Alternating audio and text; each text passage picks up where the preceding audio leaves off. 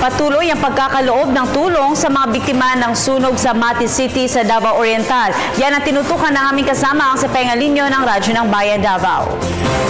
Ayon kay Mati City Mayor Carlo Luis Rabat ng Davao Oriental na isa sa ilalim na ngayon ang 2 purok sa Barangay Central ng Mati City matapos na sumiklab ang nasunog ang may mahigit 100 mga kabahayan bandang alas 3 ng hapon Lunes kung saan halos 200 mga pamilya rin ang nawalan ng tirahan. Isa sa ilalim na ito sa state of calamity. Agad-agad na dumating ang tulong ni provincial government sa pamumuno ni Governor Corazon Malanyaon na agad nakarating sa lugar na magkasunog kahapon.